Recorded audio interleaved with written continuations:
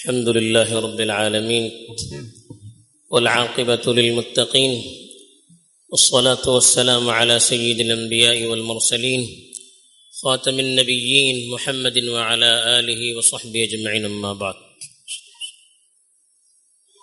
میرے دینی اور ایمانی بھائیوں، بزرگوں اور دوستوں، کے ہفتے سے نکاح کے بارے میں مختلف عنوانات کے تحت گفتگو چل رہی تھی۔ اس ہفتے نکاح کی ایک اہم سنت ولیمے کے سلسلے میں خطبے میں مختصراً گفتگو کی گئی ہے۔ ولیمہ جو عام طور پر نکاح کے بعد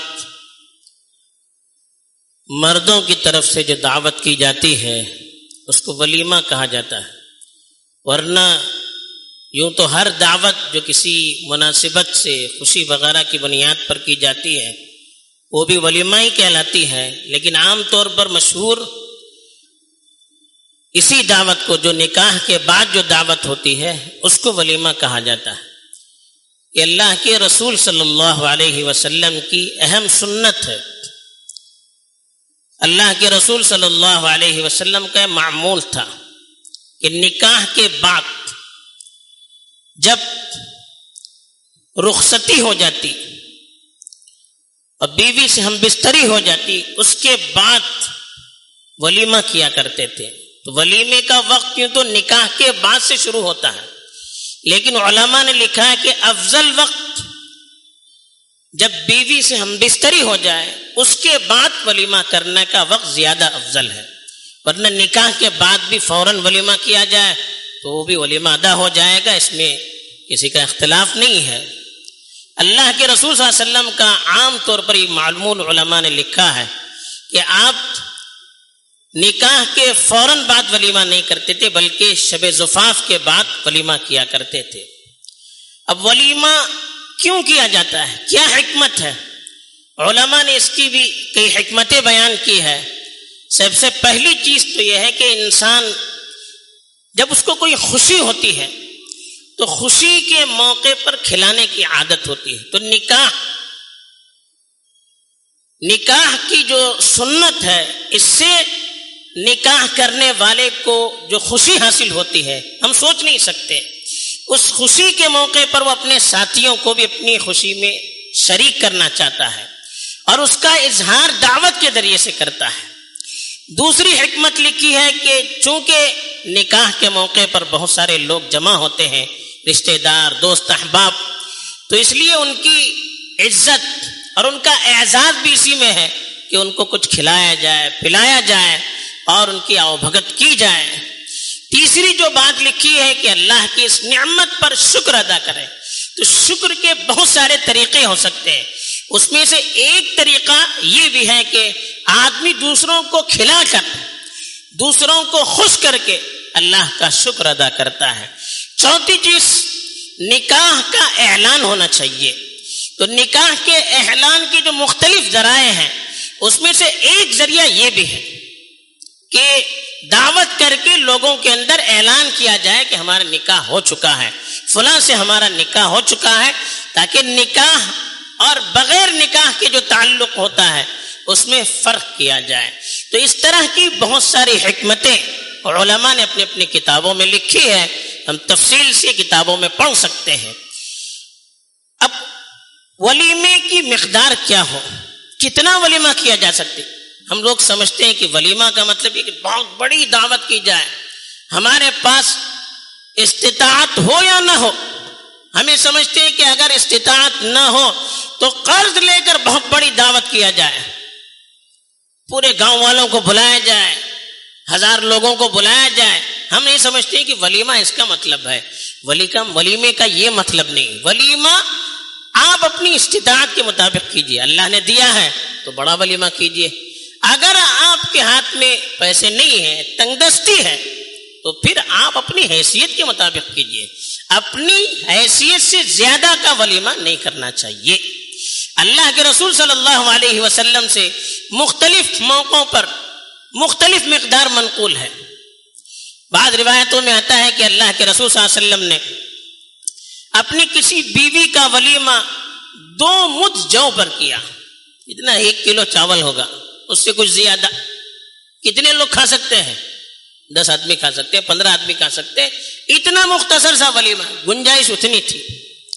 حضرت صفیہ کے ولیمے میں سفر میں تھے, کوئی زیادہ تکلف کا موقع بھی نہیں تھا. اللہ کے رسول صلی اللہ علیہ وسلم نے صحابہ سے کہا کہ اپنے اپنے پاس جو ہے وہ لائیے. تو اس میں کیا نکلا؟ کھجور اور ستو, کچھ بھی نہیں, ترپنا پیٹ اور کچھ بھی نہیں ولیمے. وہ ولیمہ تھا. حضرت زینب بنت جہش, ان کے جب ولیمے کا موقع تھا تو اللہ کے رسول کے ہاتھ میں کچھ گنجائش تھی, تو آپ صلی اللہ علیہ وسلم نے گوشت اور روٹی کھلائی. بڑا ولیمہ تھا وہ. حضرت عبد الرحمن ابن عوف بڑے مالدار صحابی تھے, ان سے کہا کہ اولم ولو بشأت, آپ ولیمہ کیجئے اگرچہ ایک بکرا ہی کیوں نہ. یعنی مالدار آدمی کے لیے ایک بکرا بڑی مقدار نہیں ہے. تو اپنی وسعت کے اعتبار سے اللہ نے دیا ہے تو بڑا ولیمہ کیجئے, نہیں دیا ہے تو پھر قرض لے کر لوگوں کے دکھلاوے کے لیے لوگ کیا کہیں گے, ان کے طعنوں کو کیسے برداشت کیا جائے, ان سب چیزوں میں مت پڑیے. آپ ولیمہ اللہ کے رسول صلی اللہ علیہ وسلم کی ایک سنت ہے, سنت سمجھ کر کیجئے. نیت سنت کے ادا کرنے کی ہو, یہ جذبہ دل میں ہو. ہاہو کرنا, دکھلاوا کرنا, لوگوں میں نام و نمود ہونا, یہ اس سے تو سنت کا ایک مذاق ہو جائے گا. تو سنت کو ایک عبادت سمجھ کر کرنا چاہیے, اللہ کے لیے کرنا چاہیے, لوگوں کے دکھلاوے کے لیے نہیں کرنا چاہیے. اگر ہمارے دل میں یہ جذبہ ہوگا کہ یہ سنت ہے, ہم ایک سنت کی ادائیگی کے طور پر یہ دعوت کر رہے ہیں, اس جذبے سے کریں گے تو بہت ساری ان خرافات سے ہم بچ سکتے ہیں جو عام طور پر ایسے موقع پر پیش آتی ہے. تو اس لیے ولیمہ اتنا کرے جتنے کی استطاعت ہو. البتہ اس کا خیال رکھے کہ اسراف نہ ہونا چاہیے, ولیمے میں اسراف نہیں ہونا چاہیے. آپ بلا رہے 100 آدمیوں کو, 200 آدمیوں کا کھانا پکا رہے ہیں, اسراف ہو جاتا ہے. اتنے زیادہ آئٹمز کر رہے ہیں کہ لوگ کھانے رہے, اس کو چکا اس کو چکا, باقی سب چھوڑ رہے ہیں.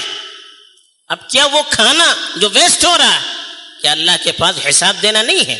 قرآن مجید میں صاف فرمایا کلوا واشربوا ولا تسرفوا, آپ کھائیے پیئیے لیکن اسراف نہ کیجیے. کھانے پینے میں بھی حد سے زیادہ کرنا اسراف ہے. اب یہ نہ کہ یہ میرا پیسہ ہے, میں جو چاہے کروں گا, کسی کا پیسہ نہیں, اللہ کا پیسہ ہے.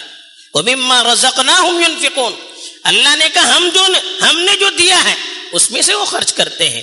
اللہ کی دی ہوئی دولت ہے, اللہ کے پاس حساب دینا ہے. ہم نے ولیمہ کیا اپنے پیسے سے, لیکن حساب اللہ کو دینا ہے. دنیا میں کوئی حساب لے نہ لے, اللہ کے یہاں اس کا حساب ضرور ہوگا. تو اس لیے اسراف نہ ہونے پائے. ایسے ہی ولیمے میں غیر شرعی کوئی حرکت نہ ہو, منکرات نہ ہو. گانے بجائے جا رہے ہیں, مرد عورت کا اختلاط ہو رہا ہے, یا بیجا ویڈیوگرافی ہو رہی ہے, یا اس طرح کی کوئی ایسی حرکت کی جا رہی ہے جس کی شریعت میں گنجائش نہ ہو. ایسا کام نہیں ہونا چاہیے. اللہ کے رسول صلی اللہ علیہ وسلم تو بعض موقع پر اپنی اہلیہ کے گھر میں گئے, دیکھا کہ پردہ لگا ہوا ہے اور پردے پر تصویریں ہیں جانداروں کی. اللہ کے رسول واپس چلے آئے اور کہا کہ اللہ کے نبی کے گھر کے لیے مناسب نہیں ہے. اپنی بیٹی فاطمہ کے گھر میں گئے, وہاں اس طرح کی چیزیں دیکھی کہ ان کے بچوں کے ہاتھوں میں کنگن ہے, سونے کے بچے تھے, لیکن کہا اللہ کے نبی کے گھرانے کے لیے مناسب نہیں, واپس چلے گئے.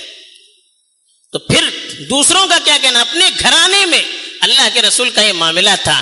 تو اس لیے نکاح کے موقع پر منکرات سے, بے حیائی سے, غلط کاموں سے, گناہوں کے کاموں سے احتیاط کرنا چاہیے. ایسے ہی حرام مال سے ولیمہ نہ کیا جائے, بلکہ ولیمے میں جانا علماء نے ضروری لکھا ہے کہ اگر کسی کو ولیمے میں بلایا جائے, اذا دعی احدکم الی الولیمۃ فلیأتها, ولیمے میں بلایا جائے, جانا ضروری ہے, جانا ضروری لکھا ہے علماء. لیکن اگر کوئی عذر ہے آدمی کو تو عذر کر دینا چاہیے. لیکن علماء نے لکھا ہے کہ اگر ایسا ولیمہ جس میں حرام چیز سے کھانا کھلایا جا رہا ہے یا جس میں کوئی منکر کام ہو رہا ہے, ایسے ولیمے میں نہ جانا چاہیے. من کان یؤمن باللہ والیوم الآخر فلا یقعدن علی مائدۃ یدار علیہا الخمر او کما قال صلی اللہ علیہ وسلم. اللہ کے رسول صلی اللہ علیہ وسلم نے ارشاد فرمایا کہ جو اللہ پر اور آخرت پر ایمان رکھتا ہے ایسی دعوت میں نہ جائے جہاں پر شراب پلائی جا رہی ہو، دسترخوان پر شراب کا دور چل رہا ہو، ایسی دعوت میں نہ جانا چاہیے.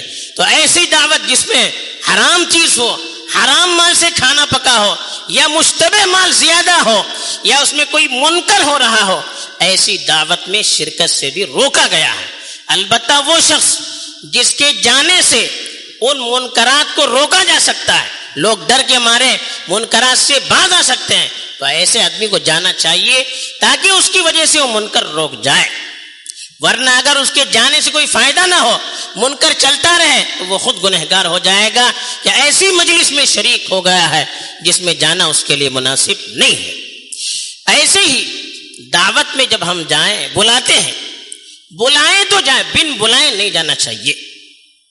آپ کو احترام سے بلایا جائے تو آپ جائیے. آپ کو دعوت نہیں ہے، بلایا نہیں جا رہا ہے، بن دعوت کے آپ جا رہے ہیں، یہ شرافت کے بھی خلاف ہے، مروت کے بھی خلاف ہے. تو اس کا خیال رکھنا چاہیے کہ آپ کو بلایا جائے تو جائے، ورنہ جانا نہیں چاہیے. اللہ کے رسول صلی اللہ علیہ وسلم تو اتنا احتیاط کرتے تھے. ایک مرتبہ دعوت میں جا رہے تھے، کسی صحابی نے آپ کو دعوت دی، تو جا رہے تھے تو ایک آدمی آپ کے ساتھ چل پڑا. اللہ کے رسول صلی اللہ علیہ وسلم اس کے گھر کے دروازے کے پاس کھڑے ہو گئے اور ان سے کہا کہ دیکھیے آپ نے مجھے بلایا تھا، میرے ساتھ ایک اور آدمی شریک ہو رہا ہے، اگر آپ کی اجازت ہے تو میں اندر لاؤں گا، ورنہ نہیں لاؤں گا. کتنی احتیاط دیکھیے. اللہ کے رسول کے ساتھ ہے تو کوئی روک سکتا ہے؟ وہ تو رضامندی کی علامت، لیکن پھر بھی آپ نے احتیاط اس میں سمجھا کہ اس سے پہلے اجازت لی. جب اس نے اجازت دے دی تب شریک ہوئے، ورنہ اللہ کے رسول نے کہا کہ میں اس کو واپس کر دوں گا. تو اس کا خیال رکھنا چاہیے. ایسی جو دعوت کرنے والے وہ اس کا خیال رکھے کہ جن کو آپ نے دعوت دی وہ آپ کے مہمان ہیں، اور شریعت میں مہمان کے اکرام کرنے کے لیے کہا ہے. حدیث میں فرمایا من کان یؤمن باللہ والیوم الآخر فلیکرم ضیفہ. جو اللہ پر اور آخرت پر ایمان رکھتا ہے اس کو اپنے مہمانوں کا اکرام کرنا چاہیے، احترام کرنا چاہیے.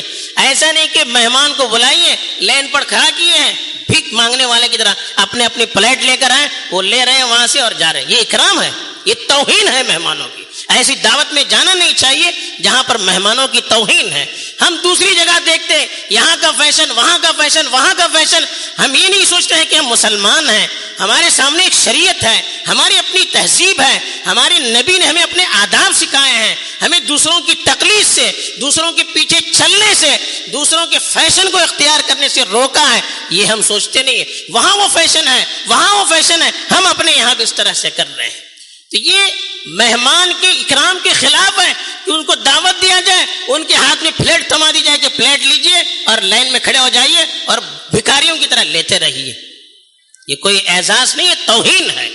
تو سنت جب آپ دعوت کر رہے ہیں تو آپ خود کھڑے ہو جائیے، آپ ان کا احترام کیجئے، آپ اپنے ہاتھوں سے ان کو کھلائیے، اپنے ہاتھوں سے ان کو بٹھائیے بڑے اعزاز سے، اور آپ خود پہنچائیے کھانے پینے کی چیزیں. یہ مہمان کا اکرام ہے. اس طرح سے دوسروں کی نقالی کرتے ہوئے اس طرح کے فیشن اختیار کرنا جو ہماری تہذیب کے بھی خلاف ہے، ہمارے دین اور شریعت کے مزاج کے بھی خلاف ہے، اس میں مہمان کا اکرام نہیں ہوتا ہے. تو اس کا بھی خیال رکھنا چاہیے. بہرحال ایک سنت ہے اللہ کے نبی کی، اس سنت کو سنت سمجھ کر ثواب کی امید سے کرنا چاہیے. اگر سنت میں بے احتیاطی ہو جائے گی بجائے ثواب کے گناہ بھی ہو سکتا ہے. یہ چند آداب اور سنتیں ہیں، اور بھی ہیں، اب علماء سے پوچھ کر اس کے ان معاملات کے تفصیل سے سن سکتے ہیں. وآخر دعوانا الحمد للہ رب